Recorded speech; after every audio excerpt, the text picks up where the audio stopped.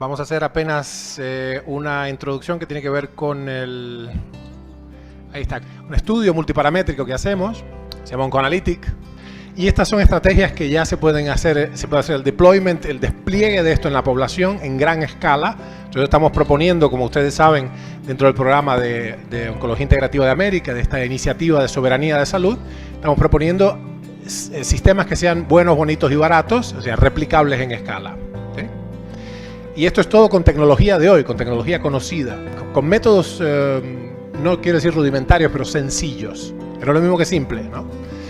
Ok, las primeras cosas que faltan, cuando nosotros vimos esto una década atrás, nos dimos cuenta que había una manera de salir, digamos, de solucionar un viejo dilema, que era el dilema entre sensibilidad y especificidad. Es decir, los marcadores tumorales son pobres predictores de la enfermedad. ¿Todos están de acuerdo? Entonces son pobres predictores. Hay una manera de solucionar. Si yo quiero, usando el PSA como recurso, si quiero incrementar la sensibilidad, hacer lo que me dé alarmas más tempranas, lo que voy a tener es una lluvia de falsos positivos. O sea, lo hago más sensible, pero menos específico. ¿Verdad, doctora? Entonces, bueno, si yo lo hago al revés, quiero ser ultra específico, lo pongo en 7, el valor de corte, que hoy día está en 4, el PSA. Por arriba de 4 es considerado patológico. Entonces voy a incrementar muchísimo la especificidad. No voy a tener ningún falso positivo, pero lo que voy a tener es un montón de patologías no detectadas. Entonces, pareciera no tener solución esa dicotomía. Nosotros encontramos una solución que consta de lo siguiente: medir la totalidad espectro completo de todas las proteínas y los marcadores segregados en el cuerpo, número 1. Número 2, hacerlo frecuentemente, nada de análisis anual, bianual, hacerlo con algo que tenga sentido biológico, porque medirlo anualmente tiene un sentido más bien calendario, ¿no? Es arbitrario de alguna manera. Ya sé que hay una revolución solar allí, ¿no? Pero en este caso hay muchos procesos intraanuales, ¿no? Circaanuales, que estamos capturando allí. Así que hay que medir muchas más veces que solo el análisis cada 2 años o cuando me duele algo. La otra cosa es medir la singularidad. Esto le llamamos medir la secreción constitutiva del paciente. Si yo establezco un número de medidas en el tiempo, ya puedo establecer un análisis longitudinal. En vez de transseccional, longitudinal. Pongamos que pongo el antígeno carbohídrico 125, el CA125, o el mismo PSA que usamos para un otro, el que se les ocurra, neuronalasa específica, cifra 21, etc. Recuerden que nadie está midiendo nada. O sea, para cuando uno va a medir si un marcador ya está tosiendo sangre, o bajó 10 kilos de manera inexplicable, o tiene un bulto en algún lado, ¿no? Ya es tarde. Piensen, para cuando yo detecto un bulto en algún lado, eso es 10 a la 9 células. Consideren que en 10 a la 12, un bulto de 10 a la 12 células es incompatible con la vida. Si el tumor es mucho más grande que el hospedero a esa altura. O es tan grande como para simplemente hacerlo sucumbir, o sea, consumir todos los recursos. Nuevamente, la biología nos ayuda, es una cuestión cuantitativa, de masa, de relaciones entre ese diálogo constante, la relación parasítica entre el tumor y su hospedero, ¿no? Y la singularidad, entonces, decía, si yo puedo medir, vamos a explicarlo un poquito más adelante, yo me tengo que desembarazar de la tiranía del valor de referencia, de la distribución normal. A mí no me interesa que la distribución normal de la estatura en los varones de Argentina sea la que es, no sé cuál es. No me interesa para el análisis de la estatura de Pedro, o del que sea, la distribución normal de la talla en los varones de su especie, edad, grupo, digamos, étnico, etc. Me interesa lo que le pasa a él con respecto a la estatura que tenía el mes pasado, el año pasado, ¿sí? ¿Entiende lo que digo? En ese caso yo puedo establecer entonces un análisis longitudinal de la data de ese sujeto referida contra sí mismo. En el caso de la talla tiende a no variar de esa manera, pero las secreciones internas tienen una vibración. Y esa oscilación, como en la bolsa, los precios fluctúan dentro de un cierto rango. Bueno, las secreciones constitutivas también. Si yo capto en el sujeto bajo estudio un cambio hacia arriba o hacia abajo de, pongamos el PSA, superior a 2 o 3 desviaciones estándar, a 2 de hecho, tengo una alarma roja. Independientemente de que sea patológico o no para la norma. De la siguiente manera, un individuo que consistentemente tiene 1,6 más menos 0,3 de PSA y de pronto tiene una lectura de 2,5 de PSA, está 4 desviaciones estándar por encima de su secreción constitutiva.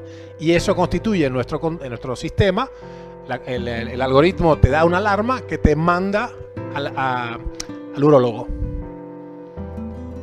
Cualquier otro médico dice, ¿tienes 2,5? Sí, esto es normal. Esto es normal. 2,5 es normal. Fíjate, la distribución normal es entre 0,5 y 4. ¿Entienden?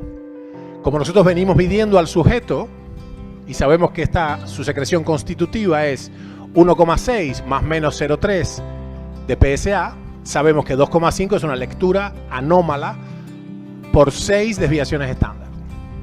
Eso significa medir la singularidad. Y lo último es la corrección proactiva. Nosotros disfrutamos del saber acumulado en bioquímica y sabemos la especificidad y la sensibilidad de los test que estamos usando. Están establecidos. O sea, los Western Blot, ELISA, Reader, etc. Están establecidas las plataformas, se sabe el grado de error, el grado de incertidumbre. Nosotros tenemos un agregado de especificidad y sensibilidad en OncoAnalytics porque tenemos la sumatoria, la sinergia de todas esas cosas. Se sabe, por ejemplo, que si yo voy a medir CEA, antígeno carcino embriónico, y tengo además la glucemia y tengo además la proteína C reactiva, eso va a incrementar la sensibilidad, o sea, la predictibilidad de eso que estoy diciendo ahí. ¿Sí? ¿Me siguen? Pero nosotros no queremos estar en lo cierto, nosotros queremos que la gente no se enferme. Lo que hacemos es corregir proactivamente. Es decir, la persona nos muestra una cierta secreción constitutiva de 35 parámetros. Entonces, el algoritmo que construimos nos da una lectura y los médicos prescriben ciertas correcciones inmediatas. En salud, obviamente si hay una alarma roja, vas al médico de una, ¿no? En salud, ¿sí? Medir la totalidad implica, como les dije, medir un montón de cosas. Medir frecuentemente implica un cierto ritmo de 4 meses, que eso captura fluctuaciones intraanuales. Y hay un elemento muy interesante, cuando te estás midiendo, empieza a haber un biofeedback, empieza a haber un factor acumulado de la conciencia. Y esto es muy interesante, la observación modifica lo observado. La observación modifica lo observado. Es fascinante, ¿verdad? O sea, ustedes saben, hay estudios muy interesantes. Medir la presión arterial sistemáticamente 2-3 veces por día, sin ninguna otra intervención farmacológica, modifica la presión. Para bien. Si soy hipertenso, baja. Si soy hipotenso, sube. El acto de medir sistemáticamente la presión arterial, o lo que fuera que uno está midiendo, modifica positivamente lo observado. Por ejemplo, vitamina D. Estamos al tanto todos. La vitamina D, la distribución normal, ¿cuál dirían que es? El grueso de la población está en torno a 16. Y se supone que es óptimo tener entre 15 y 30. En este caso nosotros usamos un criterio muy diferente, que es lo óptimo es 60-90. Los pacientes del centro constantemente andan con 150, más de 150, cuando el test es cualitativo, ¿sí? Durante un tiempo se puede tener 300 de vitamina D sin tener nefrocalcinosis ni nada de eso, bajo una guía experta, obviamente, ¿no? Y esto es no porque estamos usando el colecalciferol como vitamina, lo estamos usando como fármaco, que tiene una utilidad en el cáncer, como explicó Vicky. Otra manera de verlo es la vitamina C. Se sabe que cantidades tan pequeñas como 70 miligramos diarios, 70, 100, previenen el escorbuto. Es decir, puedo no morir gracias a tener eso. La cuestión es si nosotros usamos una dosis suficiente para no morir o una dosis óptima. En ese caso usamos el ascorbato endovenoso o lo que fuere, y queremos medir que estamos excretando 100 miligramos o más por decilitro de orina de ascorbato. ¿Sí? 300 es mejor que 100. Y esto aventaja, para yo lograr eso tengo que tomar 7 gramos, 7000 miligramos. Es decir, 2 órdenes de magnitud más que la cantidad mínima imprescindible para no morir de una enfermedad carencial. ¿Me siguen?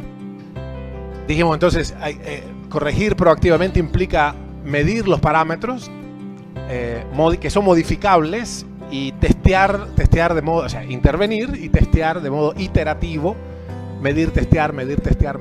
Es decir, medimos, corregimos, medimos lo corregido, corregimos lo medido y es un trabalenguas aquí más. Pero seguimos, la cuestión es iterativo. ¿Esto qué es? Bueno, estos son los marcadores, estamos por agregar dos más. Algunos de ellos son, mientras más raros, más caros. Esto cubre un poquito casi toda el área, digamos, los diferentes sistemas de órganos, genitourinario, respiratorio, gastrointestinal, etcétera, etcétera. El sistema nervioso central. Fantástico. Estos son marcadores específicos del sistema Oncoanalytic, específicos de la patología oncológica. Los inespecíficos son sistémicos, son altamente sensibles al crecimiento no autorizado, pero no son órganos específicos. Repito, son altamente sensibles al crecimiento anarcoproliferativo, pero no son órganos específicos. Por ejemplo, no importa si hay un tumor en algún lado que es fuertemente glucolítico, hemos hablado todo el día de eso, la isoenzima A de la lactato deshidrogenasa va a estar alterada, independientemente de si es la pestaña derecha o es el lacto. La MMP9, las metaloproteinasas de la matriz, claramente tienen que ver con el proceso de avance, la conquista metastásica de un tejido. De alguna manera se desagrega el tejido conectivo, una de las estrategias del cáncer, como algunas bacterias. Néstor diría, entonces esto es una cosa que filogenéticamente podemos rastrear hasta el inicio de la emergencia de las arquibacterias, que engendraron entonces estrategias de degradación de la matriz extracelular de los organismos que invadieron o que invadieron el futuro, ¿no? Y que conservamos nosotros esa capacidad. ¿Sí? Un tejido neoplásico es capaz de segregar, se llamaba hialuronidasa la enzima, es un nombre genérico, ahora se sabe que son metaloproteínas, una familia de proteínas, ¿vale? Esto es un marcador fantástico. ¿De qué órgano? Inespecífico, pero muy sensible. Hay que saber cómo medirlo. Tiene me falta una, la fracción glicosilada libre de la gonadotrofina coriónica, es la isoenzima beta. Es muy interesante, por favor. Nosotros hemos publicado, en este libro que está agotadísimo y no va a salir otra vez porque ha sido superado por Principia Metabólica. Hay un capítulo entero dedicado a esto y hay muchas sutilezas con respecto a la beta-HCG. Pero bueno, el caso es que todas estas cosas son sumamente sensibles. Fosfohexosa isomerasa, PHI, son sumamente sensibles y sistémicas, no específicas. Finalmente tenemos marcadores que son fisiológicos. Esto lo armamos muy sencillamente, es una revisión sistemática de la literatura y la epidemiología está detrás de esto. Estamos hablando de miles de estudios epidemiológicos donde en el caso del ratio zinc-cobre, que no sabíamos que existía, creíamos que era un invento nuestro, ahora alguien lo descubrió y lo expresa al revés. Esto fue un trabajo que hicimos con Isabel y con Eugenia Pigmarte hace... ¿No está Isa? Ahí está, hace miles de años. Isa en ese momento contribuía también en el Marie Curie. ¿Estuviste cuántos años? 20, 18 años.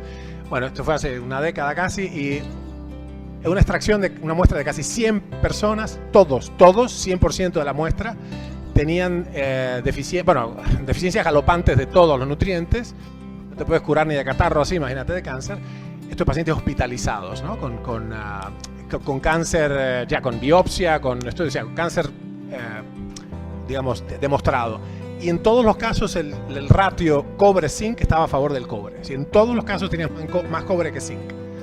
Lo que hemos visto es que incluso el cociente es más importante que la cantidad absoluta. Hay pacientes sanos que tienen menos zinc que portadores de tumores, otros pacientes portadores de tumores. Pero en todos los casos patológicos, no es un silogismo a la inversa, el cobre está por debajo del zinc. Así que es una cosa a tener en cuenta. Obviamente el ratio tiene que ser mayor a 1. Tengo que tener más zinc que cobre. ¿Okay? Bueno, el índice de masa corporal está bastante validado. Uno de los tipos más interesantes, búsquenlo después, Elio Rivoli, es amigote nuestro. Fue el director del programa europeo de epidemiología del cáncer. Su trabajo monstruoso, uno de los mejores diseñados en epidemiología, de oncología. Y 3 veces separadas, en 3 días diferentes, le pregunté capciosamente lo mismo. Si tuvieras que irte a una isla desierta, Elio, y tuvieras que llevar solamente un parámetro de predictivo epidemiológico del cáncer, no me fastidies más. Diámetro de la cintura. Entonces, el diámetro de la cintura. Nosotros teníamos un diámetro cintura-cadera, que me quedó debajo del slide. Y ahora usamos el IMC, es más fácil. ¿Se acuerdan del IMC? La relación entre el peso y el cuadrado de la altura. Usamos vitaminas en orina, todas estas cosas son a llenar, es un cuestionario que tiene un punteo. Lo que hace el sistema, y eso es un abordaje algorítmico sencillo. Upsi. Ok, lo que hace el sistema es esencialmente plotear en el tiempo los resultados y establecer una curva. La curva no se ve acá. Hay curvas individuales de cada marcador en el tiempo. Eso nos permite ver tendencias, ¿no? Tendencias. Y el sistema da alarmas para eso. Alarmas amarillas, naranjas, rojas, etc. Y te comanda a tomar una acción. El sistema te conmina a tomar una acción. Al médico, ¿no? Y a tomar acciones. Obviamente, si hay una alarma roja, vas derecho a lo que sea que hay que hacer, pero OncoScore es el nombre que le dimos fancy al algoritmo matemático. Es una matriz que aquí no se ve, aquí se ve la superficie. Debajo de esto, debajo del capó, hay un cerebro matemático que adjudica valores a la data bioquímica e interpreta las interrelaciones y los cristaliza el concepto en un número, que es un score, y ese score se puede plotear en el tiempo e independientemente de los valores, nosotros llamamos estos resultados preliminares puros, y como ven nosotros no ponemos el rango de referencia. Si el paciente cuando recibe esto no puede mirar el sujeto, porque no es paciente todavía, y mi rango de referencia, no vamos a caer en esa trampa. Nosotros vamos a ver cuál es tu secreción constitutiva. El sistema ya sabe si hay una cosa francamente patológica y no te deja progresar, hay una alarma. ¿Sí? Entonces lo que vamos a hacer es observarte en el tiempo y ya el sistema calcula automáticamente la desviación estándar de tu secreción constitutiva y cada vez que hay una desviación superior a 2 standard deviations se da una alarma. ¿Okay? Bien, entonces un poquito atrás una de las cosas que está, uno de los moduladores, esto no es una suma simple, es una especie de, ¿cómo podríamos llamarle? Es una suerte de... Es una integración ponderada de los datos, una integración ponderada. Lo que está arriba en el margen superior izquierdo es la expresión matemática de la ley de Gompertz, que dice la probabilidad de morir se duplica cada 8 años a partir de la pubertad. Quiere decir que mortalidad por toda causa. Gompertz era un actuario de seguro, ustedes se acuerdan. Y esto sigue siendo cierto hoy, esto fue hace 1 siglo y medio o 2. La probabilidad de morir se duplica cada 8 años a partir de la pubertad. Así que eso es una constante a tener, con lo cual si la persona logra, el individuo, el sujeto que está bajo programa con nosotros, logra mantener su score en el tiempo, ya eso es suficientemente útil, porque de acuerdo con Gompertz tendría que deteriorarse en función del tiempo la probabilidad la vitalidad, ¿no? O sea, la probabilidad de tener cáncer o de morir por cualquier causa crece exponencialmente en función del tiempo. Hay una suma de factores con esto. O sea que el algoritmo OncoScore que está debajo del capó de esto es una integración ponderada de la data bioquímica. Este sería un score de un señor. Noten que este es el mejor score por edad. El individuo idealmente barbarísimo. Esto no implica que te caiga una maceta en la cabeza y te parta la crisma. Esto es lo que podemos decir, lo mejor que podemos decir, la opinión más educada que podemos dar con la data disponible. ¿Sí? Esto es otro, es lo mismo. A esto le llamamos, esto es una deformación nuestra del lenguaje, le llamamos corrimiento hacia el rojo. No como el efecto Hubble, pero es porque lo pintamos de rojo. Obviamente, mientras se va acercando a la línea crítica está menos bien. Bien, este es un caso concreto de una persona que estaba en rango negativo, o sea, en rango realmente de alarma. Una serie de correcciones lo trajeron a la salud y después medimos en el tiempo. Y como ven, fue de hecho mejorando el score, tanto el score general como la data individual. Bien, entonces esto nos da varias cosas. Nos da este análisis, digamos, algorítmico e integral, es algorítmico, es integral, es frecuente, es en todo el continuum de marcadores. Nos da estas tres cosas. Nos permite una detección ultra temprana, establecer una tendencia general del estatus carcinogénico, del punto y hora que decimos que todos los metazoos pueden hacer cáncer porque todos tienen capacidad de regeneración y todos pueden tener una injuria respiratoria, entonces todos tienen un estatus carcinogénico. Y finalmente el monitoreo de un tratamiento y o de un periodo de remisión.